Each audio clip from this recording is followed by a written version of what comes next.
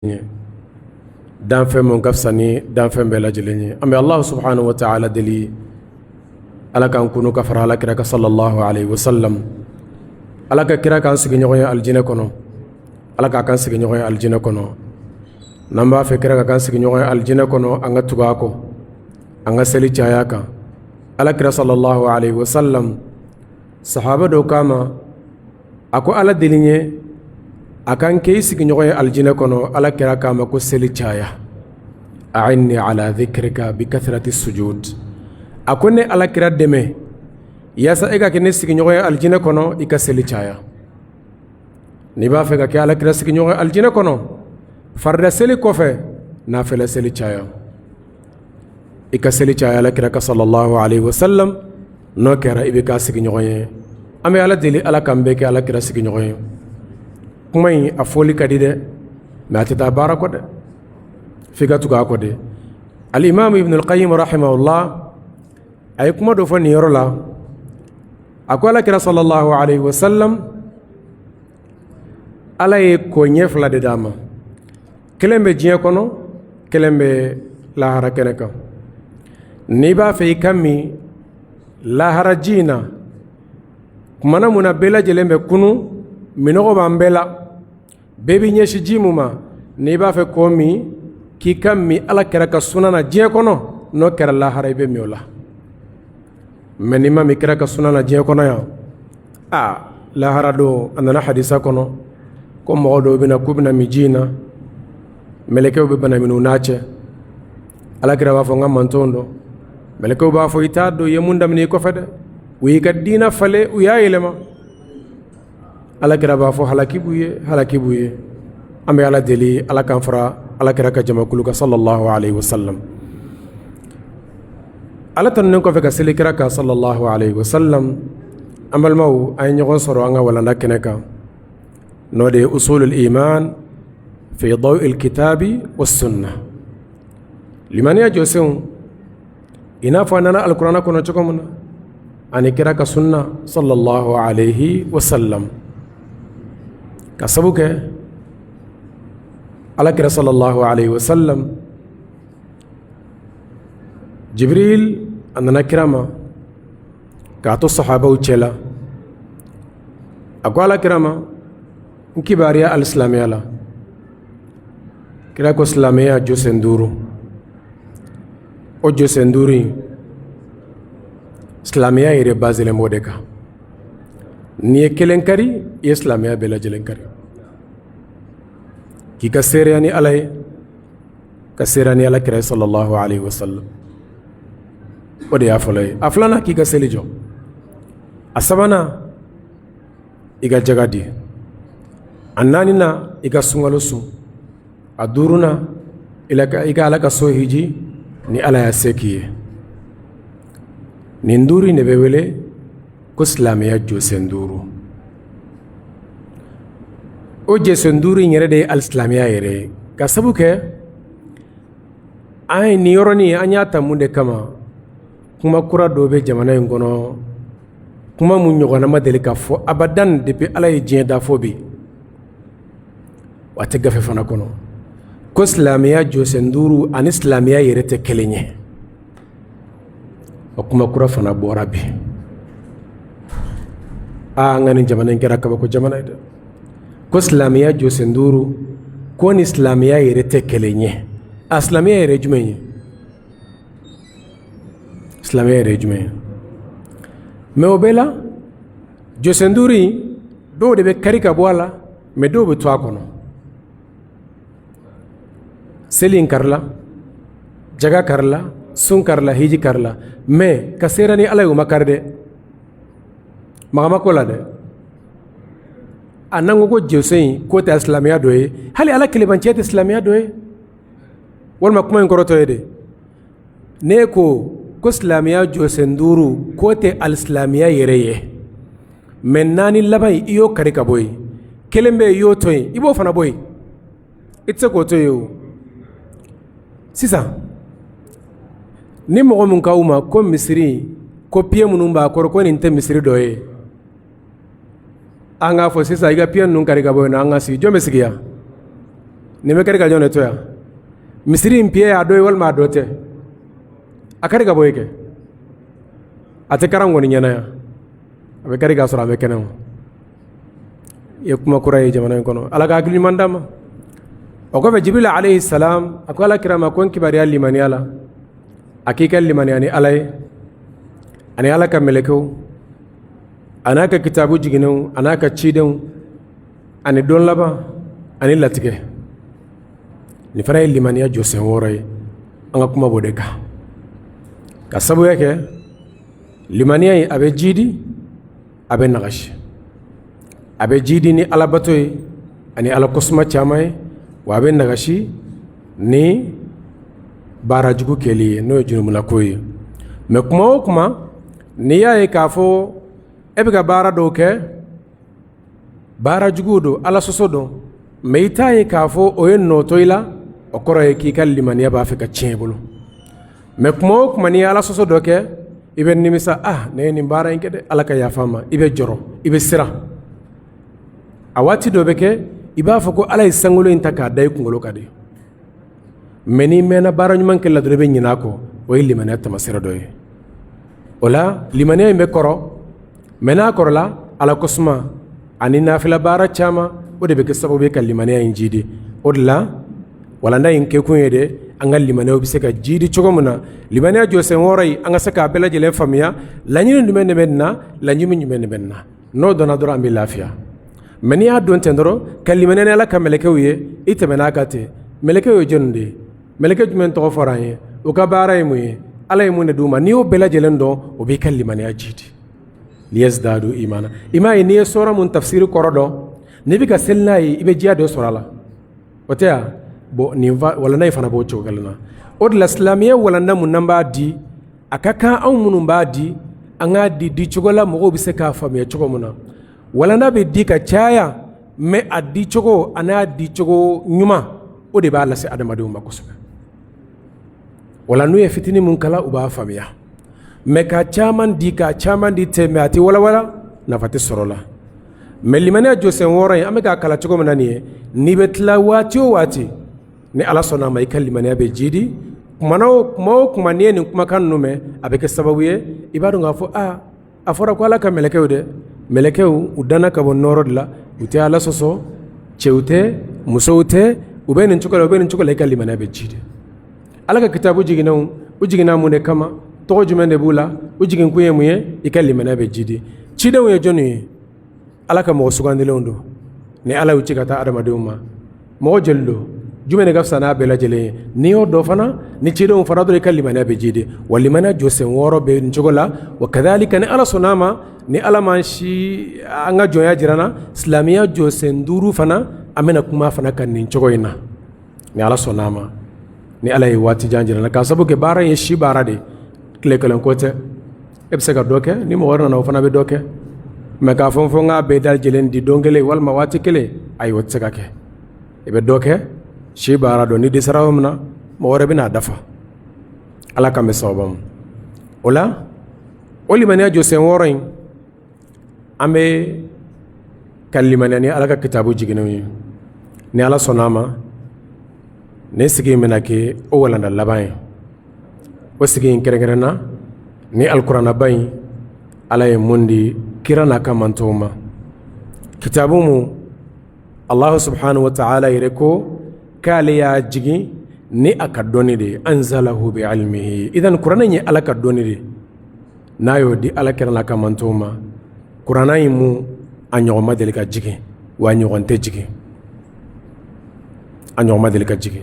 qur'ana mun gafsani kitabu bela jelenye qur'ana mu Allah subhanahu wa ta'ala ayefendo ke alqur'ana kono ito soro kitabu shikono o qur'ana ni ala kuma kande subhanahu wa ta'ala abora ala yoro abe sengata ala yoro aya jigi ala kiraka sallallahu alaihi wasallam ala kuma nanaye jibril ay kuma kay me kana lase ala kirama ina fo aya me chogomana kuma dola ala kira kum beteliya ni jibril be ga kala afara ba fa ka ba kala ala ko la ikana teliya min qabli an yuqda ilayka wahyuhu foni jibril ya kala wati mun ko fay ba kala o koray mu ye e mo mina qur'ana kala ni tari karamo yoro kana kuroto ka kala folo iba to karamo ba kala iba lame aya kala chugo mun iba kalante wala kira ko al ilmu bita'allum doni amba ta nyombolo mo shi doni ba lamante wolo wa mo shi te doni soro ire ye uteche ko karsa wala don malama ay Allah subhanahu wa ta'ala ko wallahu akhrajakum min butuni ummahatikum la ta'lamuna shay'a ala ko kayan labo ambam so kono annana je kono an kunte faydo ala la dunya idan doni beta nyomolode ilhamute wahute kabe jigika ebiti nyongire dore koro aya kalan tugo na bi kalalate me fana kofe ni fana tara kitabu sege sege ala bi se ka tilla jo doni do kay karamo masemuna ma damne koni fi ka tammo de bulu or la la kira ko sallallahu alaihi wasallam ni mo mi alqur'ana kala ayereye ka suramata karamo bulu hal ni bena sawabama ki fillah hal ni bena sawabama ki fillah wa koni fillah fana ikika idoro la betasma kono an chama be qur'ana kala ayere mabi atekete ibita tammo de bulu wala kira sallallahu alaihi wasallam ama kala tede ala ye mogo de jibril la chama kana ala kira kala sallallahu alaihi wasallam dondoni fo kataba ala kira kunte sebendo akunte kalando ala ko ma kunta tatlu min qablihi min kitabin wala takhutuhu bi yaminik idhan lartaba almubtilun ala ko kira sallallahu alaihi wasallam nin qur'ana mun jiginika qur'ana nye kuna wolo e ema anika mantoma yani qur'ana kunga jigika ikunte kalando ikunte sebendo wa ikunte sebenin ke ni kini mbolo fanay wala takhutuhu bi yaminik mun la kini mbolo fo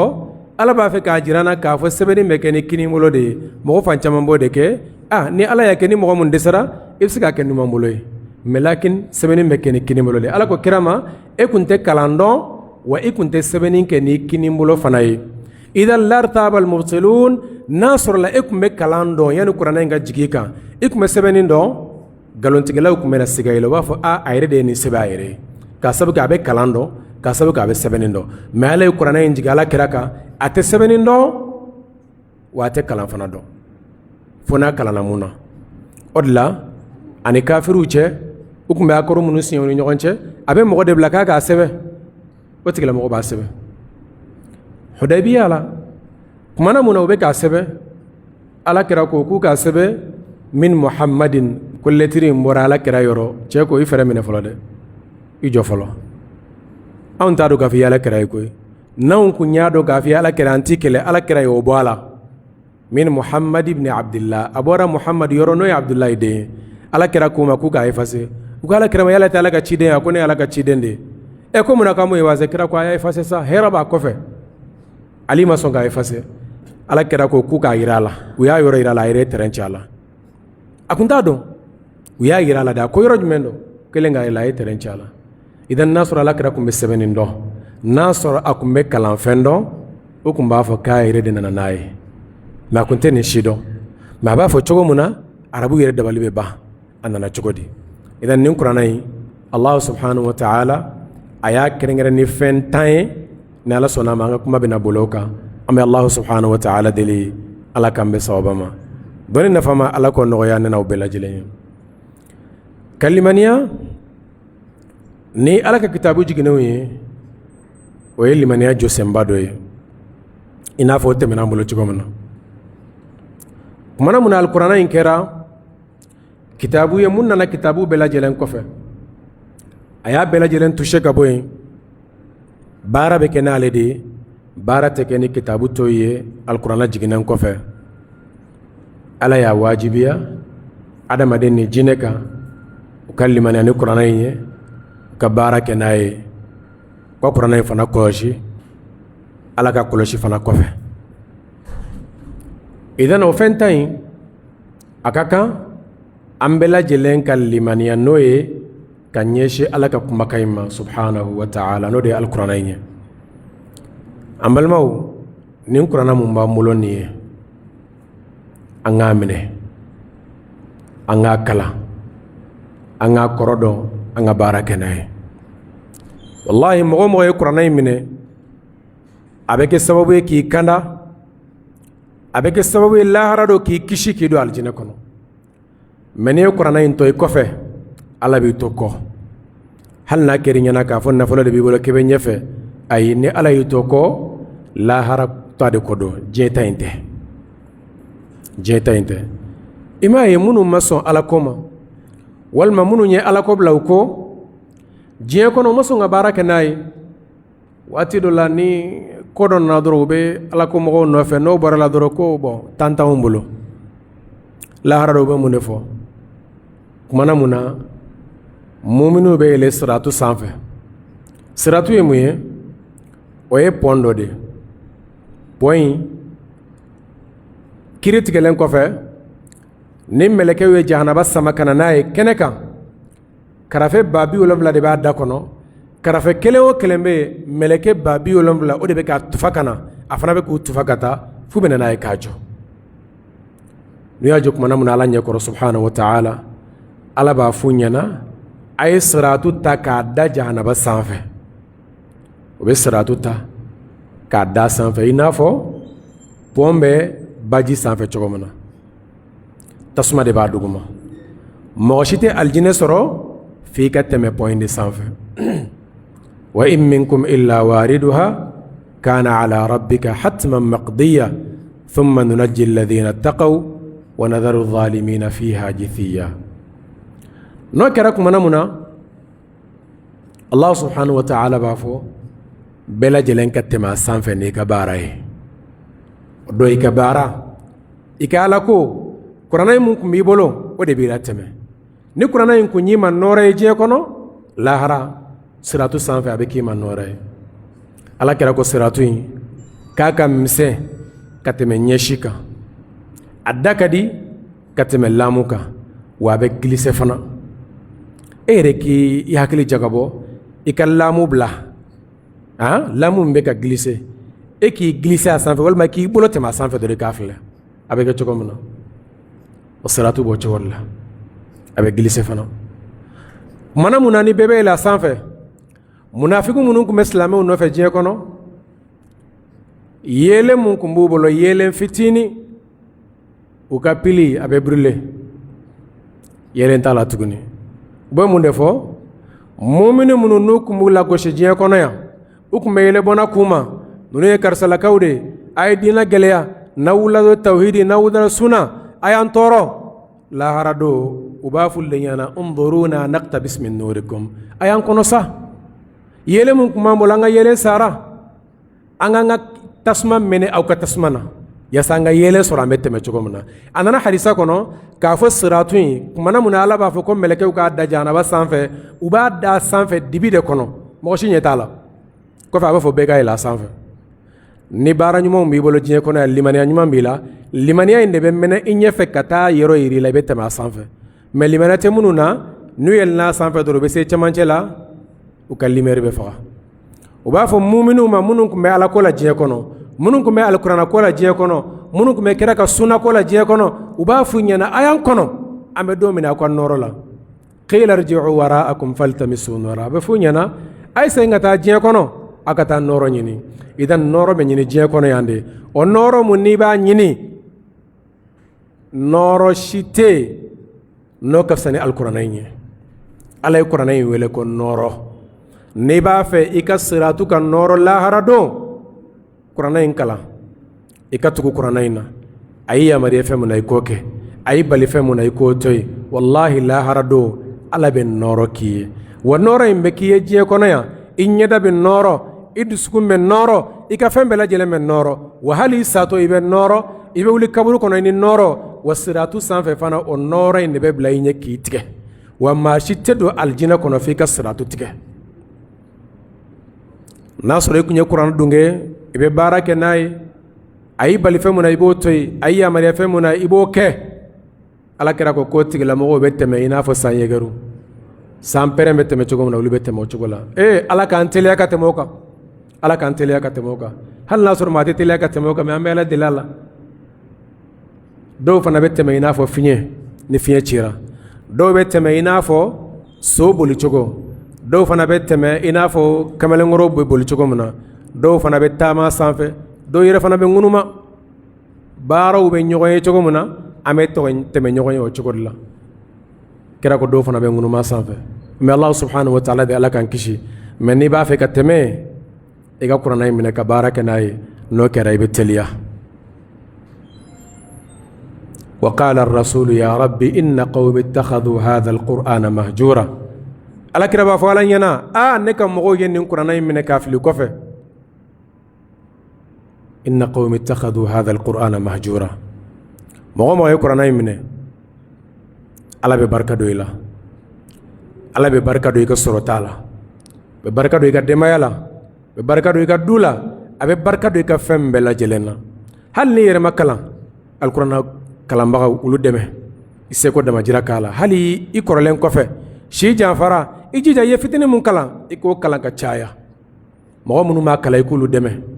hali n'a sɔrɔla i bɛ se fatiya dɔrɔn na ni kul wallahu la o kalan ka caya o kalan ka caya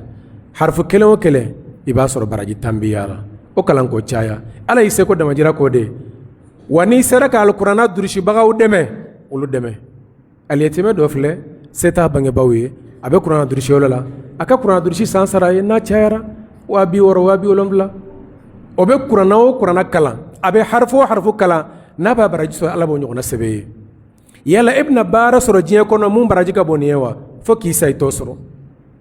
hali n'i ka nafolo bɛɛ ta k'a di n'a kɛra miliyari ye wallahi n'i ye mɔgɔ durusi kuranɛ na baraji mun bɛ sɔrɔ la fo k'i sa i t'o baraji ɲɔgɔnna sɔrɔ o fana ye mɔgɔ kalan o fana ye mɔgɔ kalan fo ka taa se alikiyama jɔ don ma ala b'o baraji sɛbɛn ye n'i yɛrɛ ma kuranɛ kalan i den dɔw bila k'a kalan n'i denw ma garijɛgɛ sɔrɔ mɔgɔ wɛrɛ dɛmɛ minnu bɛ alikuranɛ durusi la n'u bɛ ka mɔgɔw kalan alikuranɛ na taa kalanyɔrɔ dɔ filɛ mɔgɔ dɔw bɛ yen nɔ se t'u ye u bɛ ka karamɔgɔw sara kɔlɔbɛ la a fɔ ɲɛna karamɔgɔ 2 ne bɛ jɔ n'olu sara ye olu bɛ mɔgɔ kalan alikuranɛ bɛ b'u da kɔnɔ u fana ye mɔgɔ kalan la fo ka taa se lahara jɔ dɔ ma ala b'o baraji sɛbɛn ye idan an ka dulon kuranɛ in na kana fɔ ko ne ma kalan ayi bɛɛ lajɛlen jɔyɔrɔ b'a kɔnɔ e mun kalanna o e mun ma kalan o bɛɛ lajɛlen jɔyɔrɔ b'a kɔnɔ mɔgɔ i tɛgɛ fila in fa kuranɛ in na ka baara kɛ n'a ye wallahi ala bɛ barika don i la a bɛ barika don i ka denbaya la a bɛ barika don i ka fɛn bɛɛ lajɛlen na alikuranɛ fusamantiya n'an ko k'an b'a fɔ san kelen t'a ban kitabu sɛbɛnna a la fadailul qur'an a ka ca kosɛbɛ an b'an mako dɔn na an b'an wasa dɔn nin fitinin mun fɔra lakin fitinin ni ala sɔnna ma barika b'a la i yɛrɛ ka kalan i yɛrɛ fitinin mun don a la n'i tɛ se karamɔgɔw ma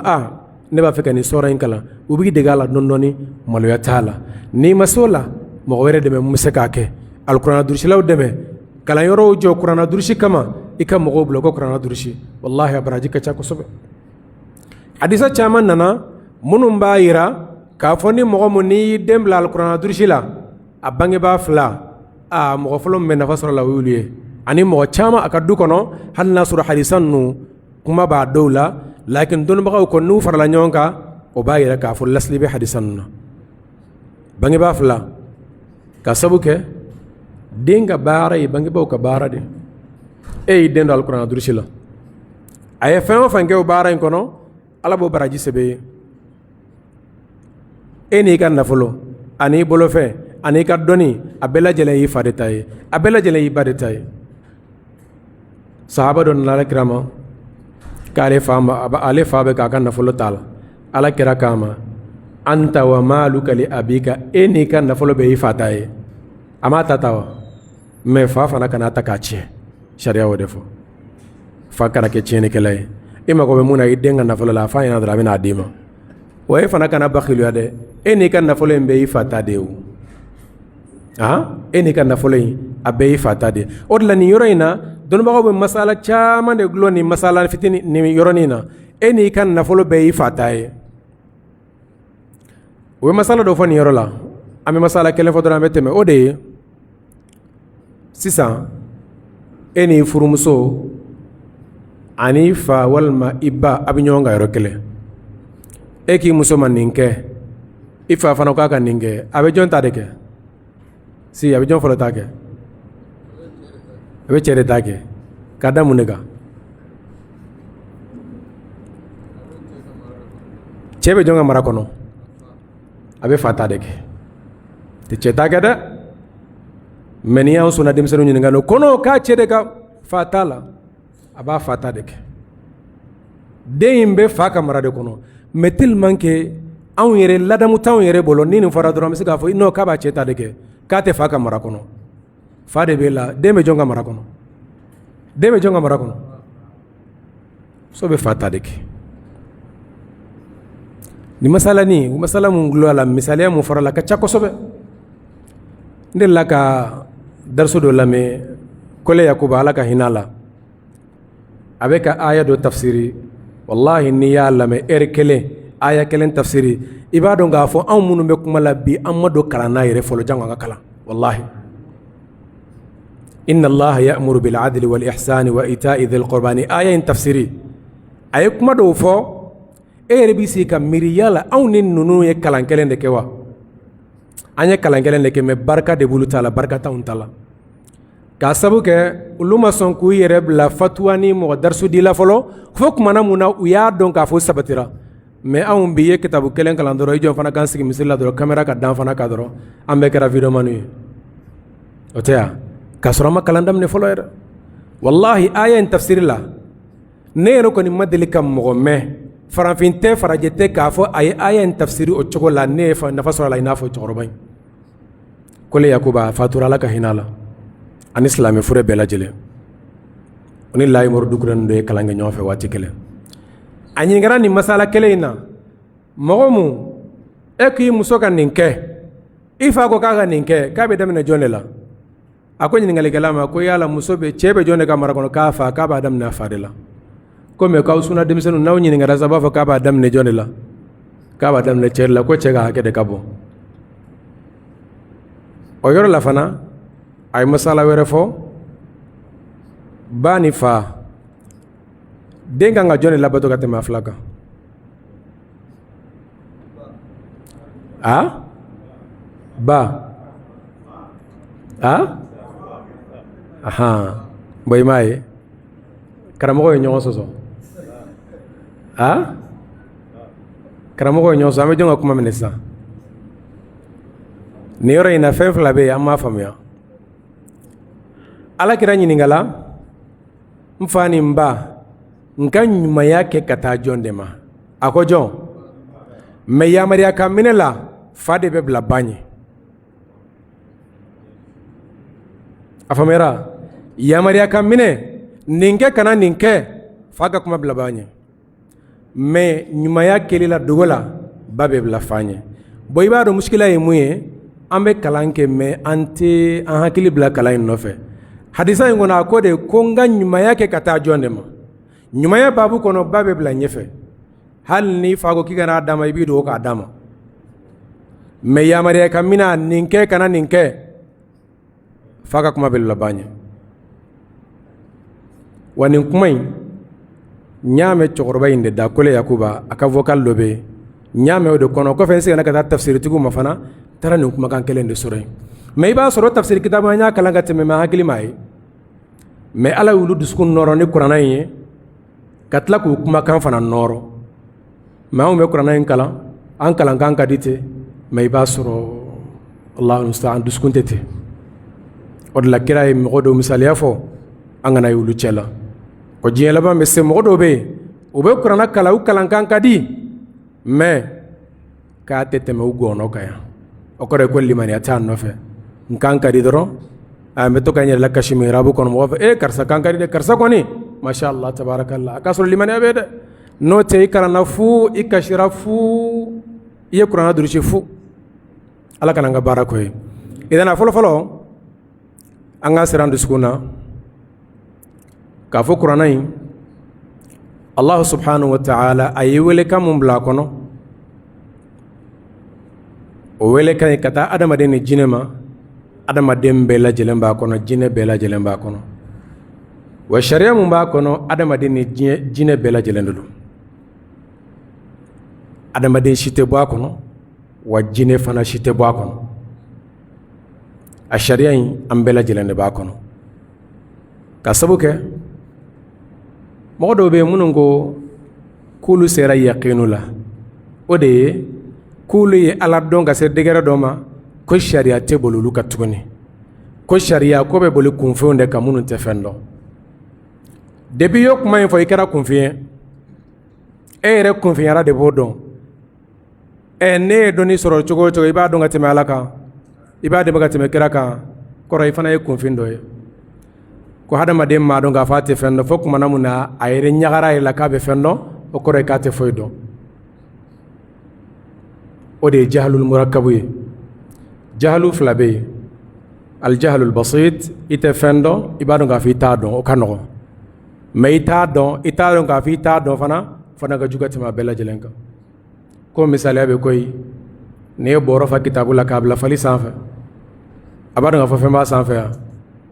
bɔrɔ fa kuranna a bɛ fali sanfɛ a b'a dɔn a t'a dɔn i kunkolo falen don mɛ i t'a dɔn k'a fɔ i tɛ fɛn dɔn o dana fɔlɔfɔlɔ an k'a dɔn k'a fɔ kuranna in yamariyakan minnu b'a kɔnɔ sariya minnu b'a kɔnɔ adamaden bɛɛ lajɛlen de b'a kɔnɔ ani jinɛ bɛɛ lajɛlen mɔgɔ si tɛ bɔ a kɔnɔ i dani fɔ bɛɛ lajɛlen ka nin yɔrɔ in faamuya Allah subhanahu wa ta'ala ko jinɛw ka kibariya la ko inna sami'na qur'anan ajaba kumana mun na u taara alakira lamɛn sallallahu alaihi wa sallam a bɛ ka kuranna kalan u y'u jɔ ka kuranna in lamɛn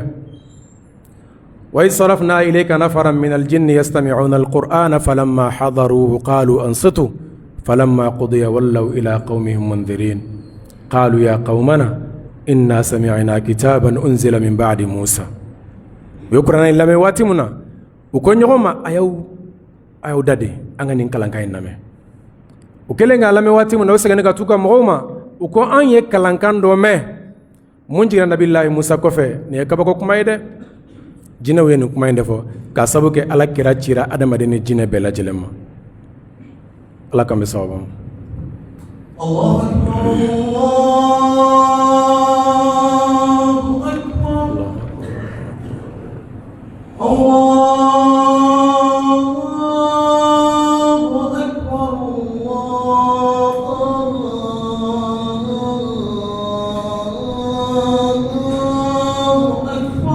الله أكبر الله أشهد أن لا إله إلا الله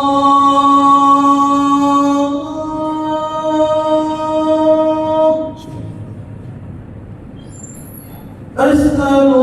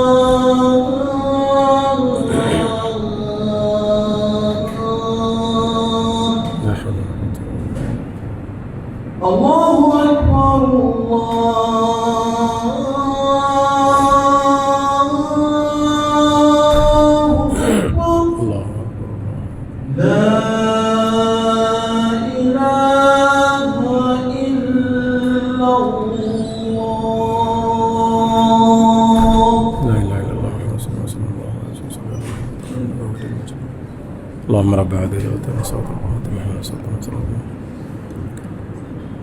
أفلانا أمبلا جلنا سيران دسكونا كلمني أناي كافو قرانا مني على يدي على كرام صلى الله عليه وسلم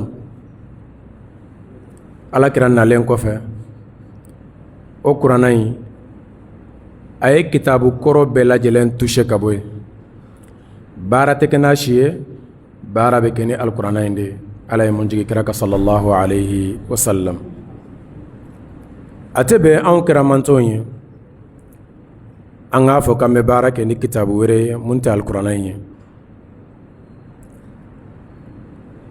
o de ye fɛn ye ala ye kira yɛrɛ yamariya k'a fɔ hali kitabu dunkew n'u nana a ma k'a ka kiiri tigɛ u ni ɲɔgɔn cɛ, a ka kiiri tigɛ ni alikuranna in de ye. wa an ihkum baynahum bima anzala Allah. kiiri tigɛ u ni ɲɔgɔn cɛ ni fɛn ye ala ye fɛn mun jigi e kira in kan. ka sabu kɛ o kuranna in nalen kɔfɛ baara tɛ kɛ ni tawurata ye, a tɛ kɛ ni injila ye, a tɛ kɛ ni zaburi ye, a bɛ kɛ ni kuranna in dɔrɔn de ye. wa a tɛ bɛn anw fana ye an ka taa fɔ k'an bɛ kiiri ɲini fɛn wɛrɛ kɔnɔ mun tɛ alikuranna in ye. o b'an wasa, o kuranna in b'an wasa. Allah subhanahu wa ta'ala ko inna anzalna ilayka alkitaba bilhaq litahkuma bayna an-nasi bima araka Allah. ala ko kira ma ne ye kuranna in jigi kan ni tiɲɛ de yasa ka kiiri mɔgɔw ni ɲɔgɔn cɛ ni fɛn ye ala ye fɛn mun jigi kan. idan kira bɛ kiiri tigɛ ni alikuranna in de. hali ni yahudiyaw ni nasaraw nana ma, a tɛ kiiri tigɛ n'olu ta ye dɛ, a bɛ kiiri tigɛ ni alikuranna in de. wala an bɛɛ lajɛlen k'a faamuya k'a fɔ kuranna in jiginen kɔfɛ baara tɛ kɛ ni kitabu kɔrɔw si ye, baara bɛ kɛ ni alikuranna in dɔrɔn de. a sabanan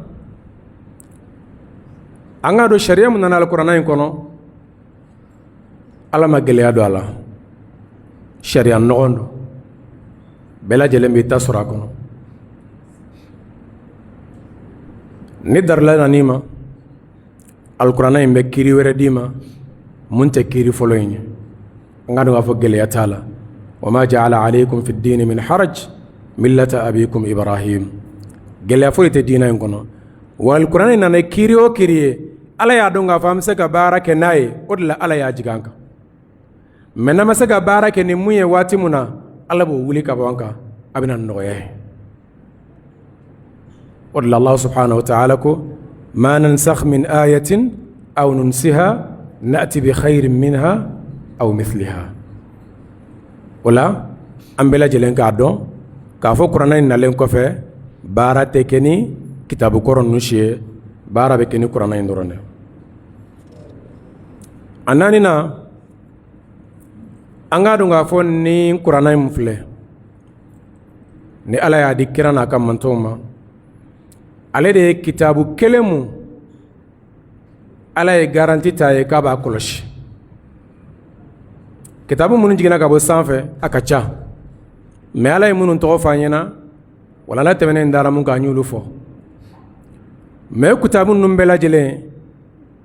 minnu tɛmɛna kuranna ɲɛ, olu kɔlɔsili ala y'o kalifa a jiginna mɔgɔ minnu kan. bima stuhfidu min kitabillah wa kanu alayhi shuhada. mɛ kuranna in ala ko inna nahnu nazzalna dhikra wa inna lahu lahafidun. ala ko k'ale de ye kuranna in jigin, wa ale de ye kitabu tɛmɛnenw fana jigin, mɛ a ye kuranna in kɛrɛnkɛrɛn k'a fɔ k'ale de y'a jigin a bonya kama, wa k'ale de b'a kɔlɔsi fana. n'an ye kuranna in kɔlɔsi an y'a k'an yɛrɛ, n'an m'a kɔlɔsi kɔlɔsibaga b'a la mun tɛ anw ye. ala b'a kɔlɔsi, ala b'a kɔlɔsi. idan an k'a dɔn k'a fɔ kuranna in de ye kitabu kelen mun ala ye garanti ta k'a fɔ k'a bɛ kitabu in kɔlɔsi. wallahu subhanahu wa ta'ala b'a kɔlɔsi. la ya'tihi al-batilu min bayni yadayhi wala min khalfi tanzilun min hakimin hamid. o de la ala ko kira ma n'a sɔrɔla i tun bɛ sɛbɛnni dɔn walima n'a sɔrɔ i tun bɛ kalan dɔn, o tun b'a fɔ k'i yɛrɛ de y'a sɛbɛn. ko i kira tɛ sɛbɛnni dɔn, a tɛ kalan dɔn, o y'a dɔn k'a fɔ sa ala ka jigin fɛn dɔn. وما كنت تتلو من قبله من كتاب ولا تخطه بيمينك إذا لارتاب المبطلون بل هو آيات بينات في صدور الذين أوتوا العلم. أدورنا أنغار وافن القرآن ala ye danfɛnw bɛɛ lajɛlen la dɛsɛ u kana n'a ɲɔgɔnna ye. ako nasoro bise kola u kana ni kuranɛ ɲɔgɔnna ye nasoro tɛ so la u kana ni bi ashri suwarin sɔran 10 u dɛsɛr'o la ala ko sɔran 1 mais ko fɔ Allah subhanahu wa ta'ala ko قل لئن اجتمعت الإنس والجن على أن يأتوا بمثل هذا القرآن لا يأتون بمثله ولو كان بعضهم لبعض ظهيرا أدم دين جنو نمبلا جلين فرلا نيونغا كمنا ني نكرنا نيونغاي أنت كنا نيونغاي وأنت كنا ني سورانتاي أنت كنا ني سوران كله هل آية كله أنت كنا ناي هل آية كله أنت كنا ناي أورنا angaru nga fani qur'ana yi ala ye fem bela jelen wala wala kono foyte amma ko be semuma jiya ko la ni lahara ko fo ala ye nim bela jelen fo qur'ana kono ma farratna fil kitabi min shay foy abe soro ede ma famiya wal man ne de ma famiya suna bela jelen ba kono abela jelen ba kono chogodi ande laga foya ga koro ango qur'ana yi Allah subhanahu wa ta'ala abe kuma bakuruma fo akono mela kiraba wala wala ni sallallahu alayhi wa sallam wala jiye ko foyte lahara ko foyte fasur sube qur'ana kono may ba soro awala wala li obe ala kiraka kuma ka kono sallallahu alayhi wa sallam odla ala ko kirama ne qur'ana jigika ika femene ka bange adama dewni ala femon jiguka o ba yirana ka fo nin qur'ana yi nama fe ka don yere fanga singa ta ala kira kuma kaw sallallahu alaihi wasallam meni ko kite hadisa gola e ta ala kira ka kuma kaw na qur'ana tafsir la ma do ibna tafsir chogomna ibni ni ndungo fo o be ke sababu ye ki do tasma kono idan anga do nga fo nin qur'ana mo flani ala ye fembe la jele fo akono la ni fembe la jele lasli ba kono me ka wala wala وبالك ركم كون صلى الله عليه وسلم عبد الله بن مسعود رضي الله عنه أكو أنزل الله في هذا القرآن كل علم أكو دوني بلا جل من القرآن يكونو بمعنى دوني بلا جل لسلي باكونو سانفلا دوني لسلي باكونو دوما كلو دوني لسلي باكونو فينيا كباريا باكونو كونو كباريا باكونو فم بلا جلن كباريا باكونو ما فرطنا في الكتاب من شيء ألا ما فويتوي أبلا سلي باكونو مكا ولا ولا على كراك مكاون صلى الله عليه وسلم أولم لنا أنغادو غافو على إن قرآني آيا كلاني نغيا كافاميلي فانا نغيا ولقد يسرنا القرآن للذكر فهل من مدكر ابن عباس كو ني على كمان قرآني كلاني نغيا نيونكا ما شتك على كمكان كلا كسبك على كمكانه أبورا مسبادة يورو كما إنك جري ما على يان نغيا ككلاني نغيا كدرشيل نغيا كفاميلي فانا نغيا مغيا مغم بافك